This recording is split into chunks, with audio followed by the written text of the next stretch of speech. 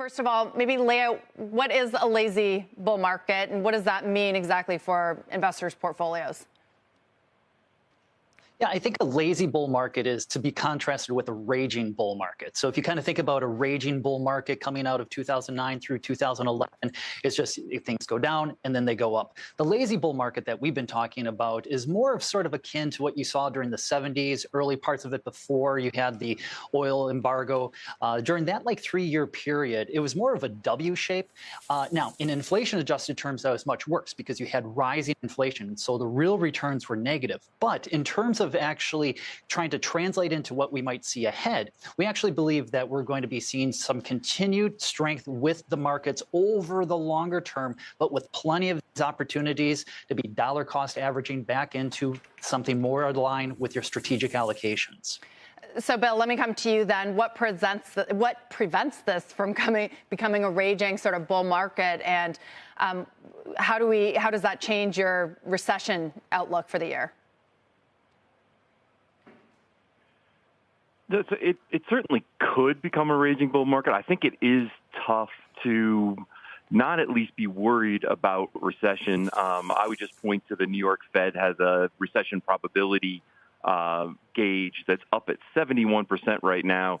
Through its entire history, it's never hit 71%, and we haven't had a recession in the next 12 months. So, it doesn't mean it has to happen because it was really all or based on the yield curve, but I would say the odds are there. So I think you do have to be ready for the possibility, or maybe I would even argue the likelihood, that we'll have some earnings difficulties here.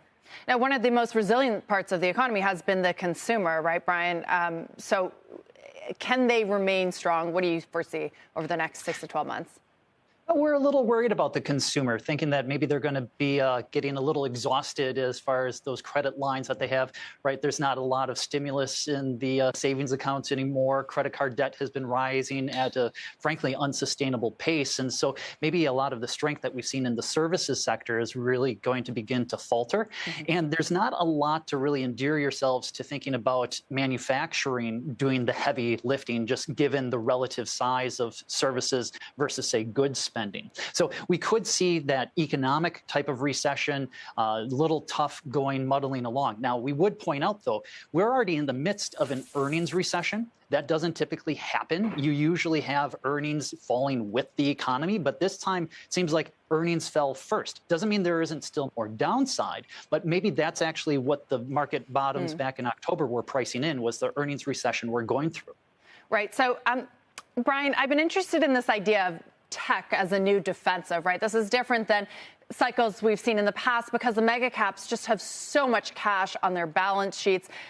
They have this huge shift as well to generative AI. What do you think about that? Can you treat tech, at least the mega caps, as defensives in a portfolio?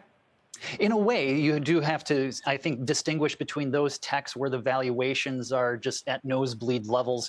There was a big correction back towards the end of 2022, and these are more like cash cows now, as opposed to just pinning your hopes on future growth. So it's very much different than what we saw, say, during the tech bubble, where there was really no solid fundamental foundation for the prices back then. Now they at least have cash. And one of the themes that we like is looking for cash cows. Right. And you can almost consider some of these names, Apple, Google, as such.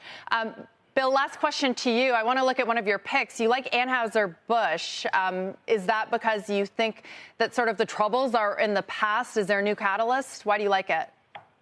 No, I think it's, we have started to see volumes, Bud Light volumes in the U.S. stabilize a bit. It looks very cheap relative to history.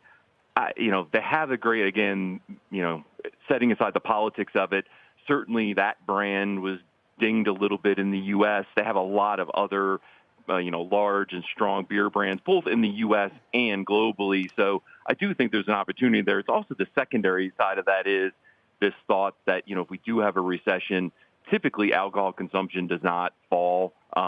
People do trade down, but I do think there's a little theme in there that they may not necessarily benefit, but not get hurt as badly as other people if, in fact, we see that economic downturn.